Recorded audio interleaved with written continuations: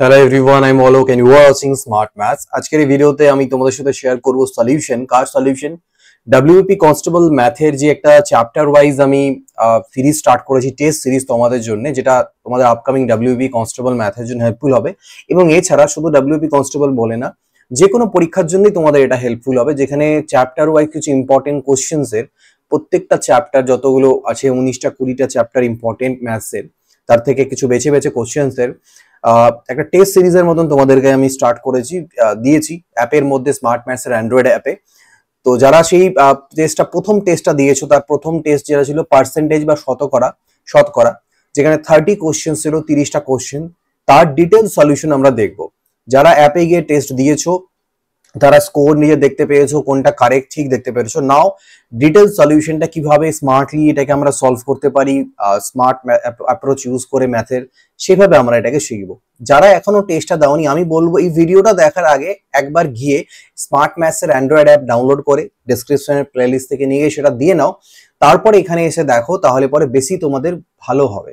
যদি আগে দেখে নিয়ে পরে টেস্ট দাও তাতে কোনো লাভ হবে না, আগে টেস্টটা দিয়ে নিয়ে তারপর এটা দেখতে পারো। তো চলো দেখে নিই আজকের এটা সলিউশন গুলো। তো প্রথম যেহেতু দেখবে এখানে প্রথমে সলিউশন গুলো মার্ক করা থাকবে, তার কারণ এটা টেস্টের সলিউশন হিসেবে দিচ্ছি, তো আমি এটা এক্সপেক্ট করে চলবো টেস্টটা তোমরা আগে দিয়েছো, তাই বারবার বলছি আগে টেস্টটা দিয়ে নাও, তারপরে সলিউশনটাকে দেখো। দেখো 1 নাম্বার কোশ্চেন যেটা ছিল টেস্টে, সেটা হচ্ছে কি বলছে, the price of an item is first increased by 10% and then decreased by 20%. What is the net percentage change in the price? তো কোনো একটা জিনিসের দাম প্রথমে 10% বাড়িয়ে তারপর 20% কমানো হলে নেট পার্সেন্টেজ চেঞ্জ কি হবে? নেট পার্সেন্টেজ চেঞ্জের ফর্মুলা কি? x plus y plus x y by 100%। এটা যেখানে প্রথমে x মানে কি 10% ইনক্রিজ, তাহলে প্লাস 10 হবে, আর y মানে ডিক্রিজ, তো মাইনাস 20 হবে। এখানেও প্লাস একবার হবে প্লাস 10 আর একবার হবে মাইনাস 20 ডিভাইডেড বাই 100। তো এখানে দেখো আলটিমেটলি মাইনাস 10 থাকলো, এখানে প্লাস মাইনাসে মাইনাস হলো আর 2 হয়ে গেল, অর্থাৎ মাইনাস 12 পাচ্ছি। মাইনাস 12% বোঝাচ্ছে যে এটা 12%-এর ডিক্রিজ। সো আমাদের উত্তর কিন্তু এখান থেকে এইটা হয়ে যাবে। এটাকে করার আরেকটা অন্য অ্যাপ্রোচও আছে, তুমি এভাবেও করতে পারো। 10% মানে হয় 1/10 আর 20% মানে হয় 1/5। তো প্রথমে আছে ইনক্রিজ, তো ইনক্রিজ মানে আমি লিখবো 10-এ 1 বাড়িয়ে 11, আর এটা ডিক্রিজ আছে তাহলে লিখবো 5-এ 1 কমে 4, তারপরে করে দেবে গুণ, 10 পাচ্ছে 50 আর এটা 11-4-এ 44, তাহলে 50 থেকে 44 হলো মানে 6 কমলো। 6 কমলো কতর মধ্যে? 50-এর মধ্যে, তাহলে 100-র মধ্যে কত কমলো? 50 2 100, 6 2 12%, তাহলে 12% কমলো, অর্থাৎ 12% ডিক্রিজ হলো। তো এটাও তোমাদের অ্যান্সার, এই প্রসেসও করতে পারো। আর এই যে যা বোঝাচ্ছি এর মধ্যে ডিটেইলড পিডিএফ, এটা মকের মধ্যে আমি অ্যাটাচও করে দেবো, ভিডিও সলিউশনের লিঙ্কও অ্যাটাচ করে দেবো মক টেস্টে। এছাড়া টেলিগ্রাম চ্যানেলে আমি শেয়ার করে দেবো তোমাদের সাথে। তো টেলিগ্রাম চ্যানেল মাস্ট তোমরা স্মার্ট ম্যাথসে জয়েন করে নিও, দিস ইজ দ্য হ্যান্ডলার বা ডেসক্রিপশনে লিঙ্ক দেওয়া আছে। If A's income is 25% more than B's income, if A's income is 25% more than B's income, by what percentage is B's income less than A's income? 25% এর গল্প, 25% মানে এরকম ভাবো A R B, ওকে, একটু ইজি করাই, আগে ইজি ভাবে করাই। বলছে A এর ইনকাম B এর থেকে 25% বেশি, তাহলে B এর ইনকাম 100 টাকা হলে A এর ইনকাম 125 টাকা। তাহলে বলছে যে হোয়াট পার্সেন্টেজ ইজ বিজ ইনকাম লেস দ্যান এ, মানে বি এর আয় এ এর আয়ের থেকে শতকরা কত কম, বি এর আয় এ এর আয়ের থেকে শতকরা কত কম। কম তো সেই 25ই, কিন্তু কার সাপেক্ষে বলেছে এবার? এর থেকে কত কম বলছে, তাহলে এর ভাগটা নিচে আসবে মানটা। তা 25 5-এ 125, 5 20-তে 100, অর্থাৎ 20%। ওকে, নেক্সট দেখি। বলছে একটা পরীক্ষা আছে, ইন অ্যান এক্সাম, একটা এক্সাম আছে, যে এক্সামে কি বলছে আমাকে? বলছে in an exam a student scored 30% marks. একজন স্টুডেন্ট কি করে? 30% মার্কস স্কোর করে এবং 45 নম্বরের জন্য ফেল করে যায়। আর পাসের নম্বর হচ্ছে মোট নম্বরের 45%, তাহলে টোটাল মার্কস কত? দেখো 30% মার্কস পেয়েছে, 45 নম্বরের জন্য ফেল করে গেছে, আর টোটাল পাসিং পার্সেন্টেজ 45, তাহলে আরো 15% মার্কস ওকে বেশি পেতে হতো। তাহলে সেই এক্সট্রা যে 15% মার্কস, সেটাই 45 নম্বর। তাহলে 15% এর ভ্যালু 45 হলে পরীক্ষায় ম্যাক্সিমাম কত থাকে? 100%। সেটার মার্কস কত হবে? 15 3 45, পার্সেন্ট কাটলো, 3 × 100 300, তো এটার অ্যান্সার 300 হয়ে যাবে। The value of A machine, একটা মেশিনের মূল্য প্রত্যেক বছর 10% হারে কমতে থাকে। প্রেজেন্ট ভ্যালু হচ্ছে 1,45,800 টাকা। তাহলে 2 বছর আগে এর ভ্যালু কত ছিল? 2 বছর আগে কত ছিল? দেখো 100 করে কমছে, 10% মানে 1/10। তো যখন 100 করে কমে 2 বছর, এরকম করে লিখতে লাগে স্যার 10 স্কোয়ার, আর কমলো কত? 10 এ 1 কমলো 9, তাহলে 9 এর স্কোয়ার। মানে এটা ছিল আগেকার ভ্যালু বলতে পারো, প্রেজেন্ট ভ্যালু, আর কমতে কমতে এটা হয়েছে। ঠিক আছে, এটা হচ্ছে ব্যাপার। ডেপ্রিসিয়েট 10%, এটা তো এটা ছিল আগেকার ভ্যালু, কমতে কমতে এখন এটা হয়েছে, মানে 100 ছিল আগে আর এখন 81 হয়ে গেছে। যেহেতু 2 বছর ছিল, স্কোয়ার করেছি। ঠিক আছে, তো এই 81 এর মান আমাকে দেওয়া আছে কত? 145,800। তাহলে 100 এর মান কত ক্যালকুলেট করতে হবে। তো 18 দিয়ে দেখো, 18 1 18, বা 9 দিয়ে কাটা হবে, 9 2 18, 9 1 9, 9 6 54, 9 2 18, আবার 2 দিয়ে কাটতে পারো, 2 8 16, এটা তো 0 0। তো 1 সেকেন্ড দাঁড়াও, 9 1 9 কি হলো, কত ছিল? 145,800, তাই না? আচ্ছা 9, আচ্ছা 9 2 কেন, এটা 81, 9 9 81, আবার 9 দিয়ে কাটতে হবে আমাকে, এখানে 9 দিয়ে কাটতে হবে। তাহলে 18 9 162, তাহলে 18, তাহলে 1800 ইন্টু 100 মানে 180000, 1,80,000। এটা হচ্ছে আগেকার মূল্য ছিল 2 বছর আগেকার। আচ্ছা এবার দেখো কি বললো যে যদি 20% of A number is added to 550, কোনো একটা সংখ্যার 20% 550 এর সাথে অ্যাড করলে সেই সংখ্যাটাই আমরা ফেরত পাই, তাহলে সেই নাম্বারটা কত? যুক্তিটা বোঝো। কোনো একটা নাম্বারের 20% যখন 550 অ্যাড করছো, সংখ্যাটা ফেরত পাচ্ছ, তার মানে সংখ্যাটা তো 100%, তাই কি না? তার মানে এই 550 সেটা হচ্ছে 80%, আর বাকি আমি 20% অ্যাড করছি, তারপরে 100% হচ্ছে। তাহলে আমি বলতে পারি 550 হচ্ছে সেই সংখ্যাটার 80% এর ভ্যালু। তাহলে 80% এর ভ্যালু যদি হয়, তাহলে সংখ্যাটা অর্থাৎ 100% এর মান কি হবে? তো এইখানে কাটলে হচ্ছে 4 2 8, 4 25, দেখে বুঝতে পারছি পয়েন্টে আসবে, আর একটাই পয়েন্টে উত্তর আছে, তো সেটাই হবে আমাদের এখান থেকে উত্তর 687.5। একজন ব্যক্তি তার আয়ের 75% খরচ করেন, তাহলে ইনকাম এক্সপেন্ডিচার সেভিংস, 100 টাকা ইনকাম করেন, 75 টাকা খরচ করেন, 25 টাকা সেভ করেন। তার আয় 20% বৃদ্ধি পায় এবং ব্যয় 10% বৃদ্ধি পায়। তো এটা যদি 20% বাড়িয়ে দিই, তাহলে নতুন আয় কত হবে? 120 টাকা। এটাকে যদি আমি 10% বৃদ্ধি করি, তাহলে 7.5 টাকা, 10% মানে 75 এ 7.5 বেড়ে গিয়ে এটা হয়ে যাবে 82.5 টাকা। তাহলে দেখো নতুন সেভিংস কত? ইনকাম থেকে এক্সপেন্ডিচার বাদ দাও, বলবে 37.5। তাহলে আগে যেখানে 25 টাকা সেভ হতো, এখন 37.5 সেভ হচ্ছে, 12.5 টাকা বেশি সেভ হচ্ছে। কতর মধ্যে? 25 এর মধ্যে। তাহলে 100 এর মধ্যে কি হবে গল্পটা? 50, 50%। তার মানে সেভিংস ইনক্রিজ কত হয়েছে? সঞ্চয় বেড়েছে 50%। আচ্ছা এবার পরেরটাতে দেখো, বললো একটা ইলেকশন আছে, যে ইলেকশনের মধ্যে দুজন ক্যান্ডিডেট আছে, 10% ভোটার ভোট দেয়নি। তো আমি ধরে চলি 100 হিসাবে, যে 100 জন মোট ভোটার, 100 জন ভোটারের মধ্যে থেকে 10% ভোট দেয়নি, তার মানে 90 জন ভোট দিয়েছে, 10 জন ভোট দেয়নি। আবার এই 90 এর মধ্যে থেকে আবার 10% ভোট ইনভ্যালিড, তাহলে ভ্যালিড ভোট কত হবে? 90 এর 10% মানে 9 বাদ করে দিই 81, 81টা ভোট হচ্ছে ভ্যালিড ভোট। এবার এই 81টা ভোটের মধ্যে থেকে উইনার আর লুজার, উইনার পেয়েছে 60% ভ্যালিড ভোটের, উইনার ভ্যালিড ভোটের 60, তাহলে লুজার বাকিগুলো 40। আবার তাহলে আমি দেখছি উইনার লুজারের থেকে কত বেশি পেয়েছে? 20%। কার 20%? এটার 60% এ পেয়েছে, এটার 40% এ। তার মানে বলতে পারি না 81 এর 20% বেশি পেয়েছে ওইজন। তো 81 এর 20% এর মান কত হয়? 10% হয় 8.1, 20% হয় 16.2। তো এই যে 16.2 হলো, সেইটা আমাকে দেওয়া আছে 729, যে ও 729 ভোটে জিতেছে, সেটাই দেওয়া আছে। তাহলে টোটাল ভোট কতগুলো এনরোলমেন্ট আছে, মানে ভোটার লিস্ট, সেটা বের করতে হবে এইখানটায়। 100 এর মান, তো পয়েন্ট তুলে আরেকটা জিরো গেল আমার। 9 দিয়ে কাটি, দেখো 9 1 9, 9 8 72, আর 9 দিয়ে 81, 2 দিয়ে কাটলে, হ্যাঁ 2 81 তে এটা হয়, আর 2 5 এ 500 হয়, আর 81 দিয়ে কাটলে 9 হয়ে যায়, 9 5 এ 45, 4500, এটা হয়ে যাবে উত্তর। ঠিক আছে, একটি গ্রামের জনসংখ্যা প্রথম বছরে 10% বৃদ্ধি পায় এবং দ্বিতীয় বছরে 12% কমে যায়। দ্বিতীয় বছরের শেষে জনসংখ্যা এত, তো শুরুতে কত ছিল? এটা ওইরকমই 10% করে একটা করেছিলাম, ওইরকমই গল্প। এখানে দুটো ভ্যালু আছে, 10% মানে হয় 1/10, আর 12% কে আমি ভগ্নাংশে কনভার্ট করলে 4 3 12, 4 25 100। এবার গল্পটা দেখো, দ্বিতীয় বছরের শেষে জনসংখ্যা বলছে, প্রথম বছর কি হচ্ছিল, বৃদ্ধি পেয়েছিল, তাহলে আমি লিখবো 10 থেকে বৃদ্ধি পেয়ে হয়েছিল 10 আর 1 11। দ্বিতীয় বছরে 12% কমে গেছে, অর্থাৎ 25-এর মধ্যে 3 কমে 22 হয়ে গেছে। কাটাকাটি করতে পারি, 2 5 10, 2 11 22। কাটাকাটি করার নিয়ম মনে আছে কিরকম? শুধু এরকম এরকম এরকম আর এরকম এরকম, উপর নিচ হবে না, বাকি যেরকম ইচ্ছা কাটতে পারো। তো 25 5 125 আর 11 11 121। তাহলে দেখো 125 থেকে 121 হলো, অর্থাৎ 4 কমলো। কত এর মধ্যে? 125-এর মধ্যে 4 ডিক্রিজ হলো, তাহলে 100-এর মধ্যে কত? 25 5 125, 25 4 100, 16/5 বা আচ্ছা আমাকে কি বের করতে বলেছে?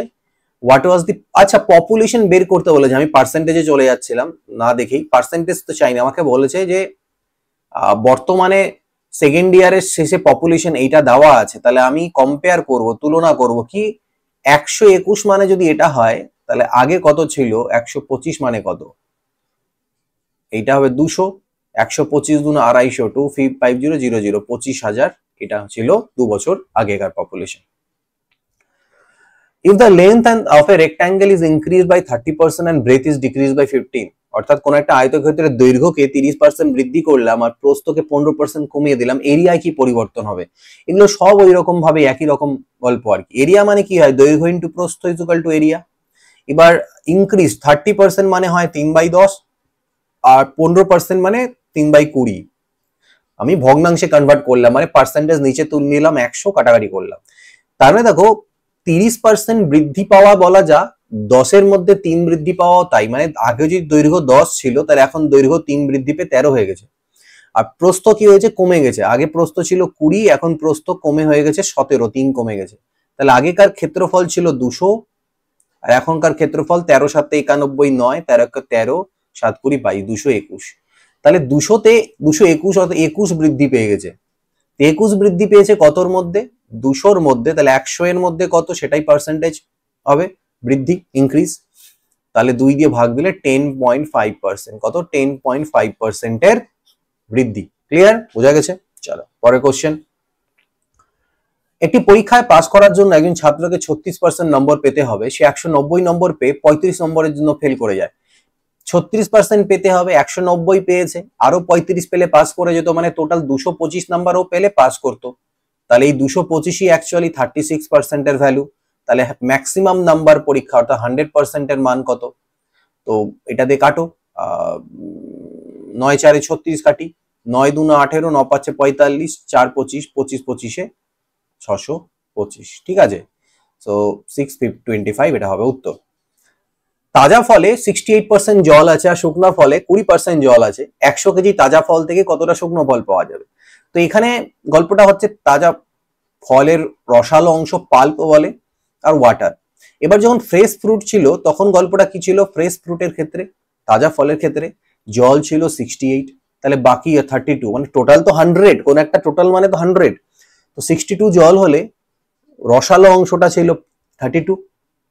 কাটাকাটি করে দেখতে পারি, 8 4 8 32, 4 17 68। নেক্সট কি হলো, যখন শুকনো হয়ে গেল তখন জল হয়ে গেল 20, অর্থাৎ বাকি 80% পাল্প, মানে রেশিওটা হচ্ছে 4:1। কিন্তু দেখো শুকিয়ে গেল, কি শুকিয়ে যায় জলটা, পাল্পটা সেম থাকার কথা, অর্থাৎ এখানে যে 4 আছে সেটা 8 করবো আমি, 2 দিয়ে গুণ করি, 8 2 1 কে 2, আর এটা থাকলো 8:17।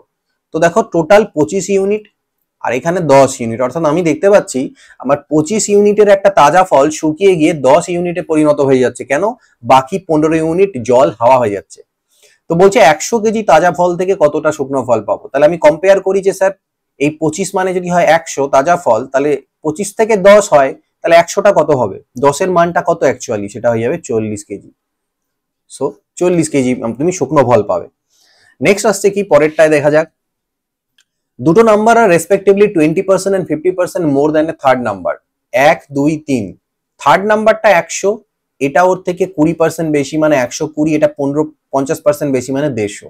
বলছে প্রথম নাম্বারটা দ্বিতীয় নাম্বারের কত পার্সেন্ট, 120 150-এর কত পার্সেন্ট, এটা 5 3 15, 5 20 100, 3 4 12, 20 4 80, 80%, কত 80%। If the radius of a circle is increase by 20%, সার্কেলের রেডিয়াসকে 20% বাড়ালে পার্সেন্টেজে কি চেঞ্জ হবে, পার্সেন্টেজ অফ এরিয়াতে কি চেঞ্জ হবে? এরিয়া মানে স্কোয়ারের গল্প। তো এই ধরনের যেখানে রেডিয়াস বর্গক্ষেত্রের বাহুর দৈর্ঘ্য থাকে সেখানটায় ফর্মুলাটা হয় 2x plus x square by 100% এর চেঞ্জ। যেহেতু এখানে এক্স আর ওয়াই আলাদা বলে কিছু থাকে না, সেই জন্য ওটাই চেঞ্জ হয়ে এটা হয়ে যায়। তো 20 ইন্টু 2 40, এটা মুখস্থ থাকা উচিত ছিল অনেকের। 20 স্কোয়ার হয় 400 বাই 100, এই ফর্মুলায় ফেললে সেটা 44 আছে। 10 কে এই ফর্মুলায় ফেললে পরে 21 আসবে, 20 কে 44 আসবে। এই জিনিসগুলো তোমরা মনে রাখতে পারো, তাহলে টাইম বাঁচে অনেকটা। একজন মানুষের ইনকাম ইনক্রিজ হলো 20% এবং সেম টাইমে তার ট্যাক্স লাইবিলিটি যেটা আছে সেটা ডিক্রিজ হয়ে গেল 25% থেকে 20%। তাহলে নেট ট্যাক্স লাইবিলিটিতে কি পরিবর্তন হলো? তো ইনকাম আর ট্যাক্স, ইনকাম যখন যদি 100 ছিল তখন ওকে ট্যাক্স দিতে হতো 25 টাকা, আর এখন মনে করো ওর ইনকাম 20% বেড়ে 120 হয়ে গেছে, তো তুমি কি এবার 20 টাকা বসিয়ে দেবে? ভুল হয়ে যাবে, 20% বলা আছে। তাহলে এটার 25% ট্যাক্স ছিল আর এখন 20% ট্যাক্স দিতে হচ্ছে, তাহলে 12 দুনা 24 ট্যাক্স দিতে হচ্ছে। আলটিমেটলি ট্যাক্সটাও কমেছে 1 টাকা। কতর মধ্যে কমেছে? 1 টাকা, 25-এর মধ্যে। তাহলে 100-এর মধ্যে কত কমেছে? 4%। তার মানে ট্যাক্স কিন্তু 4%, নেট ট্যাক্স লাইবিলিটি ডিক্রিজ হয়েছে ওর। চালের দাম 25% কমার কারণে একজন ব্যক্তি 240 টাকায় 5 কেজি বেশি চাল কিনতে পারেন। চালের আসল দাম প্রতি কেজি কত ছিল? এগুলো তো ঘুরে ফিরে একই টাইপ হয়, 1/4। 4 টাকা দাম ছিল, 1 টাকা কমে 3 টাকা হয়ে গেছে। আমি যদি খরচাটা সেম আছে তাই ব্যবহারটা 3 থেকে 4 হবে, অর্থাৎ আমি 1 বেশি পাবো। ওরা বলছে 5 কেজি বেশি পাচ্ছি, তাহলে এই একেরই মান হচ্ছে 5 কেজি, এটা বেশি পাচ্ছি। 1 ইউনিট মানে যদি 5 কেজি হয়, আমাকে কি বের করতে বলেছে? Original price. তাহলে অরিজিনাল কোয়ান্টিটি বের করি, আগে কতটা পেতাম। 1 মানে 5 কেজি, 3 মানে 15 কেজি, অর্থাৎ আমি আগে 15 কেজি পেতাম কত টাকায়? 240 টাকায়। তো 240 টাকা যদি 15 কেজি পেতে, তাহলে প্রত্যেক কেজির দাম কত হবে? 15 1 কে 15, 90, 15 6 90, 16 টাকা। ব্যাস, এটাই উত্তর। তোমাকে যদি নতুন দাম বলতো ওইভাবেও বের করতে পারতে। যদি পি কিউ এর চেয়ে 20% বেশি হয় এবং আর পি এর চেয়ে 25% কম হয়, তবে কিউ এবং কিউ আর এর কত শতাংশ? দেখো, পি আর কিউ এর রেশিও বের করি। পি কিউ এর থেকে 20% বেশি, অর্থাৎ কিউ যদি 100 হয় তাহলে ও হচ্ছে 120, এবং বললো আর পি এর চেয়ে 25% কম। পি যদি 100 হয় তাহলে আর 75। আমাকে লাস্টে কিউ এবং আর দরকার। আমি পি গুলোকে ভ্যানিশ করতে পারি কিভাবে? গুণ করে। এই দুটোকে গুণ করে দাও, তাহলে এদিকে 120/100 আর এদিকে হবে 75/100। দেখো পি পি কাটা, তুমি পেলে আর বাই কিউ এর মান 0 0, 5 দুনা 10, 5 15-তে 75, 5 3-এ 15, 5 20-তে 100, 2 10-এ 20, 4 5-এ 20, 4 3-এ 12, মানে 9/10, 9/10, 9/10। আমাকে বলেছিল কিউ আর এর কত পার্সেন্ট, তো আমি এটা উল্টাতে হবে। কিউ আর এর কত পার্সেন্ট বের করতে গেলে আমার এরকম দরকার, কিউ বাই আর ইন্টু 100% এর ভ্যালু। এটাকে উল্টে দিই, 10/9 ইন্টু 100, তো সেটা চলে আসবে 111.1/9%। ঠিক আছে। একটা স্কুল আছে যে স্কুলে 60% স্টুডেন্ট হচ্ছে ছেলে, বয়, ওকে, আর বাকিরা গার্লস। তো boys and girls, all the boys and girls pay attention, এটা হচ্ছে 40, 60-40। 20% বয়েজ এবং 10% গার্লস অ্যাবসেন্ট ছিল, কিন্তু দেখো লাস্টে চেয়েছে প্রেজেন্টের পার্সেন্টেজ, তো অ্যাবসেন্ট নিয়ে মাথা ঘামাবো না, আমরা প্রেজেন্ট ভাববো। বয়েজদের 20% অ্যাবসেন্ট ছিল, তাহলে প্রেজেন্ট ছিল কত? বাকিরা, অর্থাৎ 80%। এর 80% বের করো, 8 6 48 জন। গার্লসদের 10% অ্যাবসেন্ট ছিল, তো প্রেজেন্ট ছিল 90, 9 4 36। টোটাল প্রেজেন্ট কত? 40 30 70 80 84 জন। 84 জন প্রেজেন্ট ছিল এবং টোটাল স্টুডেন্ট কত? 100। 100 এর মধ্যে 84 প্রেজেন্ট, মানে 84% প্রেজেন্ট ছিল, সেটাই আমাদের উত্তর। একজন ট্রেডার মার্ক করে তার জিনিসগুলোকে 50% দাম বাড়িয়ে, মানে ক্রয় মূল্য 100 টাকা, ধার্য মূল্য হলো 150 টাকা, 50% দাম বাড়িয়ে দিল। কিন্তু বিক্রি করার সময় ও ডিসকাউন্ট দিল 20%, এর উপরে 20% এর ডিসকাউন্ট। 150 এর 20% কত হয়? 30 টাকা হয়, তো 30 টাকা ডিসকাউন্ট দিল মানে 120-তে বেচছিল। প্রফিট পার্সেন্টেজ কত? 100 এর জিনিস 120-তে বেচছে, 20 এর প্রফিট কতর মধ্যে? 100-র মধ্যে, আর 100-র মধ্যে মানে ওটাই পার্সেন্টেজ, দ্যাট মিন্স 20% এর প্রফিট। একজন ব্যক্তি তার বেতনের 30% বাড়ি ভাড়ায় অবশিষ্টের 30% খাদ্যে, অবশিষ্টের 10%, মানে এখানে রিমেনিং যাচ্ছে। যখনই রিমেনিং এ যাবে আমি ইনিশিয়াল ভ্যালুটাকে এক্স ধরবো, মনে করবো ওর মোট বেতন হচ্ছে এক্স টাকা, এক্স টাকার মধ্যে থেকে 30% স্যালারি দিয়ে দেয়, যেটা দিয়ে দিলে ওটা চলে গেল, বাঁচলো কত, বাঁচলো 70%, এটা ওর বাঁচলো, যেটা বাঁচলো তার আবার 30% খাবারে খরচা হলো, তো ফের বাঁচলো কত, 70%, যেটা থাকছে তার 70%।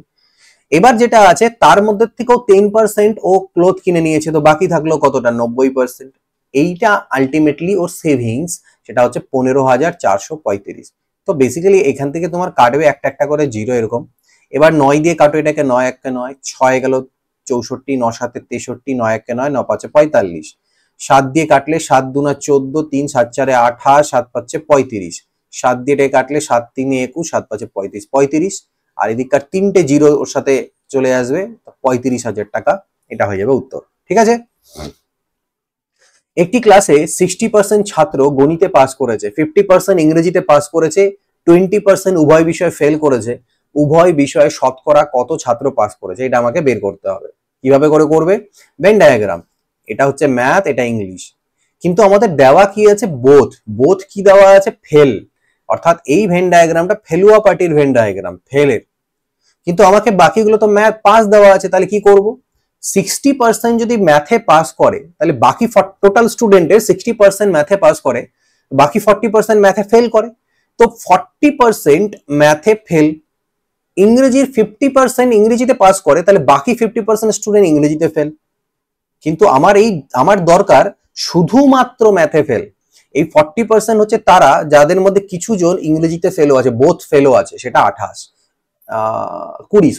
কেন, এটা 20 ছিল, তো 20 কে আমাকে মাইনাস করে দিয়ে লিখতে হবে এটাকে, এটা হচ্ছে শুধুমাত্র ম্যাথে ফেল, 50 থেকে 20 বাদ দাও, এটা শুধুমাত্র ইংরেজিতে ফেল, আর এটা দুটোতে ফেল, তাহলে 30 40 50 2 70, 70% স্টুডেন্ট ফেলুয়া পার্টি, কেউ একটাতে কেউ দুটোতে, তাহলে 100 থেকে বাদ দিলে বাকি 30% স্টুডেন্ট তারা দুটো সাবজেক্টেই পাস। ঠিক আছে, the difference between 40% of a number and 28% of the same number 192, what is the number? তো দুটোকে বাদ দাও, কত হবে, 12, সো 12% এর ভ্যালু 192 হলে 100 এর ভ্যালু কত, সেটা 12 1 কে 12 আর 12 6 72, তাহলে 1600 হয়ে যাচ্ছে আমাদের অ্যান্সার এখান থেকে।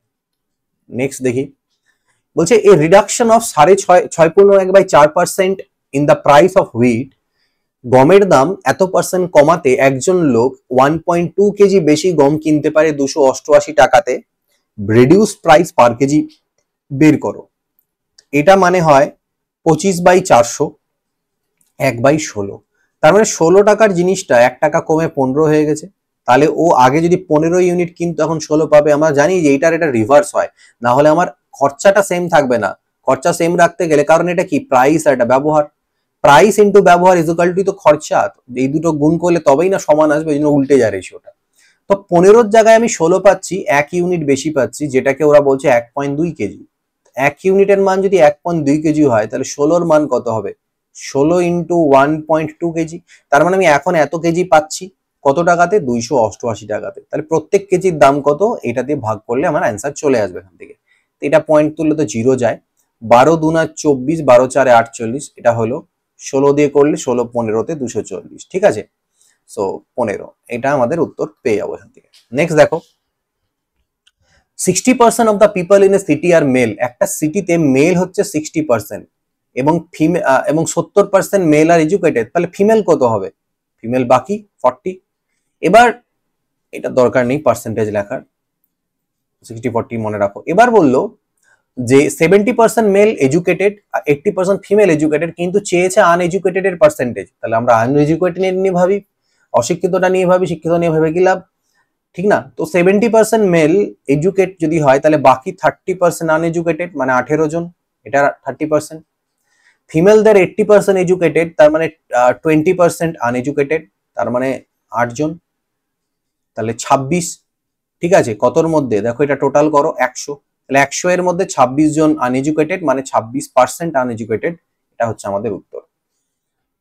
The total cost of an item, বলছে একটা কোনো জিনিসের টোটাল কস্ট হচ্ছে তার প্রোডাক্ট কস্ট এবং 15% ট্যাক্স জুড়ে যে দামটা হয়, মানে প্রোডাক্ট কস্ট যদি 100 টাকা হয় তাহলে তার উপরে ট্যাক্স জুড়লে 15% 115 টাকা দাম। কোনো একটা সময় বলছে ট্যাক্স ইনক্রিজ হয়ে 20% হয়ে গেছে, তার মানে এখন কি 120 টাকা দিতে হবে ওকে। তো বলছে টোটাল কস্টে কি ইনক্রিজ হলো, তো টোটাল কস্টে ইনক্রিজ হলো কি 115 থেকে 120 হলো, 5 বাড়লো। আগে কত ছিল দাম, এটা ছিল, তাহলে ইন্টু 100%, 5 দিয়ে এটা হচ্ছে 23, তো 23 4 92, 4 পূর্ণ 8/23%, 4 পূর্ণ 8/23% অ্যান্সার। ওকে, এখানে দেখা যাচ্ছে না হয়তো, এটা দিস ইজ 4 পূর্ণ 8/23%। নেক্সট দেখো, বলছে if the numerator of a fraction is increased by 200%। আমরা এটা অনেকবার করেছি, আমি ধরে নিই ভগ্নাংশটা, অঙ্কগুলো দেখলেই যেন চেনা চেনা লাগে। এটা যতদিন না তোমাদের কম্পিটিটিভ পরীক্ষার জন্য হচ্ছে, মনে রাখো তোমার প্রিপারেশন আধুরা, ঠিক আছে। অ্যাটলিস্ট ম্যাথের থেকে কম্পিটিটিভ পরীক্ষা, চাকরি পরীক্ষার জন্য 70-80%, 90% ম্যাথের কোশ্চেন এরকম হওয়া উচিত, দেখলেই তোমার চেনা লাগা উচিত। ডেটা আলাদা হতে পারে, ক্যালকুলেশন আলাদা হতে পারে, বাট কোশ্চেনটার টাইপটা তোমার চেনা লাগা উচিত। যদি এরকম না হচ্ছে, তুমি সবই নতুন নতুন লাগছে, তার মানে তোমার প্রিপারেশনই কমপ্লিট হয়নি, সেটাকে আরো প্রিপারেশন করে কমপ্লিট করতে হবে, ঠিক আছে। সো এইটার নিউমারেটর বা লবকে 200% বাড়িয়ে দেওয়া হলো, 200% করে দেওয়া হলো না, ইনক্রিজড বাই, ঠিক আছে। তার মানে সেটা 200% বেড়ে হয়ে যাবে 300। আগে 100 ছিল, 200 আরো বাড়লো। আর এটা 300% বৃদ্ধি করা হলো, মানে আগে 300 ছিল, তো এখন 400 হয়ে গেছে। বাই কথাটা কিন্তু ইম্পর্টেন্ট, বাই আর 2, তো সেটা গিয়ে দাঁড়াচ্ছে 9/16-তে। তো অরিজিনাল ফ্র্যাকশনটা কত সেটা বলেছে, তো এখান থেকে দেখো এটা সব কাটবে, 3 3 9 আর 4 4 16, ব্যাস 3/4, x/y = 3/4, এটাই অ্যান্সার, অরিজিনাল ফ্র্যাকশন। একটা স্টুডেন্টের 40% মার্কস লাগে পাস করতে গেলে, সে 178 নাম্বার পেয়েছে, কিন্তু ফেল ডিক্লেয়ার করা হয় 22 নাম্বারের জন্য। তাহলে ভাই আর 22 যদি পেতো, 78 2 80, 200 পেলেই ও পাস হয়ে যেত। তাহলে 200 মানে হচ্ছে দ্যাট ইজ ইকুয়াল টু 40%। তো 200 40% এর ইকুইভ্যালেন্ট। ওই পরীক্ষায় 200 পাওয়া মানে অ্যাকচুয়ালিতে টোটাল নাম্বারের 40% পাওয়া। তো বলছে যদিও 230 পেতো, তাহলে কত পার্সেন্ট মার্কস পেতো ও। তো আমি এইভাবে কম ভাববো যে স্যার 200 পেয়েছে মানে 40% পেয়েছে, তাহলে 230 যদি পেতো ঐকিক নিয়ম, তাহলে কত পার্সেন্টেজটা কত হতো, এটাতে কাটলে 5, 5 দিয়ে বললে 5 2 5 4 20, 5 6 30, 46% পেতো তাহলে, ঠিক। চলো নেক্সট দেখো, A gives 20% of his money to B. A তার কাছে যা মানি ছিল তার 20% বি কে দিয়ে দিয়েছে, 100 টাকা ছিল, ও বি কে দিল 20 টাকা। দেখো বি আবার তার 10% মানি দিল সি কে, অর্থাৎ চেইন সিস্টেম। যখনই চেইন সিস্টেম যাচ্ছে, আমি এমন করে করি, লাস্টে কি চেয়েছে দেখো, বলছে এ এর কাছে কত টাকা ছিল, তো আমি ধরে নিচ্ছি এর কাছে এ টাকা ছিল, তো এই এ টাকার 20% মানিও বি কে দিয়ে দিয়েছে। কত দিয়েছে, বি কে 20% দিয়েছে। তো 20% মানে কি হয়, আমি এখানেই কাটাকাটি করে 1/5 করে নিলাম। তোমরা 20/100 লিখতে পারো 20% বা 1/5। এই টাকাটা ও দিল আগে বি কে, তো বি এই টাকাটা পেলো। এই টাকাটার আবার 10% মানে 1/10, 10% মানে 10/100, 1/10 ও সি কে দিল, সি এত টাকা পেলো। সি আবার যে টাকাটা পেলো তার 5% মানে 5/100 মানে 1/20, সেটা কাকে দিল, সেটা ডি কে দিল, এবং ডি পেয়েছে 16.80। তাহলে ডি তো এই টাকাটাই পেয়েছে, এটাই 16.80। তো আমাকে এখান থেকে এ এর মান ক্যালকুলেট করতে হবে শুধু, আর কিচ্ছু না। পয়েন্ট তুললে নিচে একটা 100 আছে, কাটলো 20 পাচ্ছে, 100 গুণ হয়ে গেল ওদিকে, তার মানে 16800, 16,800 টাকা। এই হচ্ছে অ্যান্সার আমাদের। নেক্সট দেখি, এবার বলছে যে একটি শহরের জনসংখ্যা 1,20,000, এক বছরে পুরুষ জনসংখ্যা 5% এবং মহিলা জনসংখ্যা 8% বৃদ্ধি পায়। এক বছর পর মোট জনসংখ্যা হয় 1,26,600 টাকা। পুরুষদের প্রাথমিক সংখ্যা কত ছিল? এখানে একটু আলাদা রকম পপুলেশন, এটা আমি করেছি, দেখো কিরকম সিস্টেমটা। টোটাল পপুলেশন ছিল 1,20,000, এটা মেল আর ফিমেল মিলে তৈরি। তো কোনো একবার মেল বেড়েছে, ইনক্রিজ হচ্ছে 5%, কিন্তু ফিমেল ইনক্রিজ হচ্ছে 8% হওয়ার পরে সেই টাউনের পপুলেশনটা হয়ে যাচ্ছে 1,26,000। 1,26,000, মাথায় রাখো এটা। এটাকে অনেকে XY দিয়ে করে, ধরে নেয় যে ধরি সেখানে মেল ছিল X জোন, ফিমেল ছিল Y জোন, দুটো ইকুয়েশন তৈরি হবে। আমরা ওগুলো ঝামেলায় যাব না, এইভাবে করে করব। দেখো এই পপুলেশনের 5% মেল ফিমেল মিলে হয়, মেলদের 5%, ফিমেলদের 8% বেড়েছে। আমি এটাকে এরকম বলতে পারি না যে এটা 5% প্লাস 3%, অর্থাৎ আমি এটা কি বলতে পারি যে স্যার টোটাল পপুলেশনের 5% তো ইনক্রিজ হয়েইছে, প্লাস ফিমেলদের এক্সট্রা 3% ইনক্রিজ হয়েছে, এটাও বলতে পারি। তো টোটাল পপুলেশনের 5% তুমি ক্যালকুলেট করে বলো দেখি কত হয়। স্যার 12 5 60, 6,000। 6,000 বৃদ্ধি, কিন্তু আমি এখানে দেখতে পাচ্ছি পপুলেশন 1,20,000 থেকে 1,26,000 হয়ে গেছে, 26,600 হয়ে গেছে, এখানে 600 থাকবে, সরি, 1,26,600, মানে 6,600 টোটাল পপুলেশনের ইনক্রিজ। আর আমি এখানে দেখতে পাচ্ছি 6,000 অলরেডি পেয়ে গেলাম, তাই এটা মাইনাস করে দিলে এক্সট্রা যে 600 ইনক্রিজ সেটা কোনটা, সেটা হচ্ছে এইটা। অর্থাৎ ফিমেলদের 3% এর ভ্যালু ইজ ইকুয়াল টু 600, তাহলে ফিমেল ইজ ইকুয়াল টু কি হবে বলো তো, 600/3 ইন্টু 100, তাহলে 20,000। তার মানে অরিজিনালি যে ফিমেল যেটা আমরা এফ ধরেছিলাম সেটা 20,000 জন, তাহলে 1,20,000 এর মধ্যে ফিমেল 20,000 হলে মেল অরিজিনালিতে কত হবে, মেল হয়ে যাবে 1 লক্ষ, মেল হয়ে যাবে 1 লক্ষ। তো পুরুষদের প্রাথমিক সংখ্যা 1 লক্ষ, ঠিক আছে। একজন ব্যক্তি তার পণ্যের 40% 25% লাভে, অবশিষ্টের 25% 20% লোকসান এবং বাকি অংশ ক্রয় মূল্যে বিক্রি করেন, টোটাল লাভ কত? দেখো ওয়ে অফ অ্যাপ্রোচটা দেখো আমি কিভাবে করে করছি, আমি এভাবেই সিজিএল এ করতাম, এভাবেই সিজিএল ক্লিয়ার করেছি 3 বার, তো সেইভাবেই তোমরাও করো, লাভ পাবে। দেখো কিভাবে, টোটাল মনে করো না ওর কাছে 100টা আইটেম ছিল, 100টা আইটেমের দাম 100 টাকা, এইভাবেই ধরে নিতে হবে 100টা আইটেমের দাম 100 টাকা, তাহলে এর 40% মানে কি 40টা আইটেম, বাঁচলো কত আরো 60টা আইটেম। এই 40টা আইটেমের দাম 40 টাকা, মানে ক্রয় মূল্য, এটা আমি ক্রয় মূল্যই ধরে নিচ্ছি। 40 টাকার দিয়ে ও 25% প্রফিট রাখছে, তো এর 25% প্রফিট কত হবে, 10 টাকা না? তাহলে এখানে ও 10 টাকার প্রফিট করলো, ঠিক আছে, প্রফিটও হতে পারে লসও হতে পারে, প্রফিট করলো 10 টাকা। এবার বাকি যেটা আছে 60, বলছে তার মধ্যে থেকে 25% ওর 20% লস হয়েছে, 60 25% বের করো, বললো স্যার 15, বাঁচলো কত 35, সরি 45। এই যে 15, সেখানে ওর লস হয়ে গেছে কত 20%-এর, তো 20%-এর লস মানে কি 15-র 20% কত হয় ভাই, 3 টাকা হয়, 15 দুনা 30, 3, এখানে 3-এর লস। এখানটায় কোনো লাভ নাই কোনো লস নাই, কারণ ও 45-45-এ বেচছে, তো এখানে লাভ লসের পরিমাণ 0। তো আমি আলটিমেটলি 3টেকে যদি জোড়া দিই তাহলে দেখতে পাচ্ছি 10 থেকে 3 বাদ, অর্থাৎ ওর প্রফিটই হয়েছে 7 টাকার প্রফিট হয়েছে। কতর মধ্যে, 7 টাকার প্রফিট 100 এর মধ্যে, ক্রয় মূল্যের উপরই প্রফিট দেখবো না, তো 7 টাকার ultimately overall profit 7%। Last question দেখো, বলছে চিনির দাম 30% বাড়লে একজন ব্যক্তি তার খরচ, চিনির দাম এবার বাড়লো 30%, কিন্তু খরচটাকেও ও বাড়াতে চাইছে 10%, তাহলে ওকে ব্যবহার শতকরা কত কমাতে হবে? আগের গুলো যেটা দেখেছিলাম ওখানে খরচটা সেম থাকছিল, দিয়ে আমাকে কিছু একটা চেয়েছিল, নতুন দাম পুরনো দাম। এটা দেখো, দেখো price into consumption is equal to expenditure, মানে দাম ইনটু কত ব্যবহার, দাম মানে কত টাকা করে কেজি, কয় কেজি কিনছো গুণ করলে তোমার খরচাটা চলে আসবে, তাই তো। প্রাইস কি হয়েছে, দাম বেড়ে গেছে 30%, তো 30% মানে 3/10, অর্থাৎ 10 টাকার জিনিসটায় 3 টাকা বেড়ে এখন দাম 13 টাকা। লোকটা কি করছে, ও খরচাটাকেও বাড়াতে চায়, অর্থাৎ বলছে আমি খরচাটা 10%ই বাড়াবো, তার বেশি বাড়াবো না। অর্থাৎ আগে যদি আমার 10 টাকা খরচ হতো, আমি এখন 1 টাকা বেশি খরচা করবো, 11 টাকা।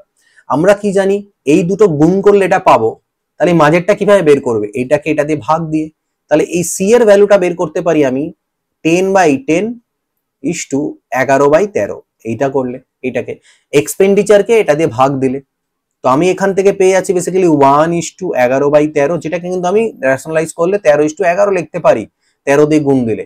অর্থাৎ আগে যদি ও 13 ইউনিট পেত, তাহলে ও 11 ইউনিট ওকে এখন পেতে হবে, মানে ব্যবহার কমাতে লাগবে কত, 2 ইউনিট কমাতে হবে, কতর মধ্যে, 13-র মধ্যে, তো 13-র মধ্যে 2 ইউনিট কমানো মানে 200/13 বেসিক্যালি পার্সেন্ট ওকে কমাতে লাগবে। তো এই 30টা কোশ্চেন ছিল, দেখো কোশ্চেন আরো হতে পারে, মোটামুটি 60-70টা কোশ্চেন যদি করা যায় ডিফারেন্ট তাহলে মোর দ্যান বেটার, বাট অতগুলো তোমাদের টাইম নেই এবং অতটা টাইম পাবেও না। এই 30টা কোশ্চেন আমি 30 মিনিট টাইম, এটাতে 40 মিনিট দিয়েছিলাম, বাট নেক্সট গুলোতে 30 মিনিট দেবো, তো এই 30 মিনিট তোমাদেরকে ডেইলি দিতে লাগবে, ঠিক আছে।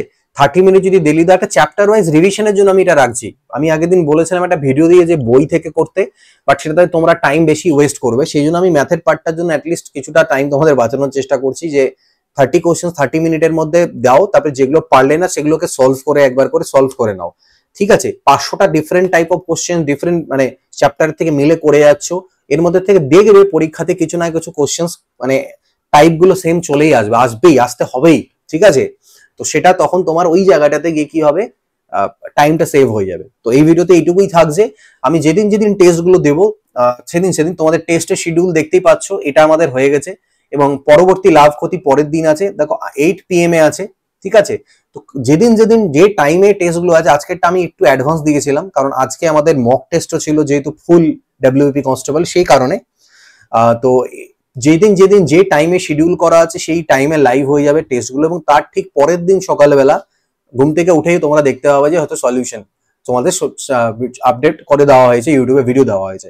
তো সেই রাতের মধ্যেই 8টা থেকে থাকছে, তো অ্যাটলিস্ট সেই রাতের মধ্যেই দিয়ে নিও, কারণ পরের দিন সলিউশন চলে আসলে পরে না তখন আর মন করবে না টেস্টটা দিই, তখন মনে হবে ভিডিওটা দেখে নি, যেটা অতটা লাভ হবে না। আমি যে কারণে এটা করেছি, টেস্টটা দাও, দিয়ে পরের দিন সলিউশনের ভিডিওটাকে একবার দেখে নাও খালি, বাস। সলিউশনে এই যে আমি ভিডিওটা বানালাম মোটামুটি 35-40 মিনিটের, সেটাকে আরেকবার পরের দিন সকালবেলা একবার দেখে নিলেই তোমাদের হয়ে যাবে। এই 1 থেকে 1.5 ঘন্টা এটাতে দাও, দিলে পরে ম্যাথের পার্টটা নিয়ে অত চাপ থাকবে না। টাইম খুব কম আছে, নাহলে আমি রিজনিংটাও করতাম, বাট পসিবল হবে না এখন অতটা করা। রিজনিংটা এইভাবে করে একটু কিছু কিছু কোশ্চেন্স নিয়ে তোমরা প্র্যাকটিস করো, ইন ফিউচার এক্সামস গুলোতে আমি এটা নিয়ে তোমাদের সাথে অবশ্যই হেল্প করার চেষ্টা করবো। তো এই ভিডিওতে এইটুকুই। যারা স্মার্ট ম্যাথস অ্যাপ এখনো ডাউনলোড করেনি, go and download smart maths app, ডেসক্রিপশনে লিংক রয়েছে, এখান থেকে স্মার্ট ম্যাথস অ্যাপ ডাউনলোড করো। শুধু এটা না, এছাড়া আরো অনেক কোর্সেস এখানে রয়েছে, ঠিক আছে? স্ট্যাটিক জিকে, ইংরেজি ভোকাবুলারির জন্য তোমরা সেই কোর্সটা নিতে পারো। এখানে একটা ভোকাবুলারি আমি দিয়েছি টেস্ট সিরিজের মধ্যে, সেটাও তোমরা দিয়ে যেতে পারো, তাহলে পরে লাভ হবে। এগুলো যে কোনো পরীক্ষার জন্যই। তো ভিডিওতে এইটুকুই, পরবর্তী ক্লাসে দেখা হবে। Good bye, take care, always keep practising.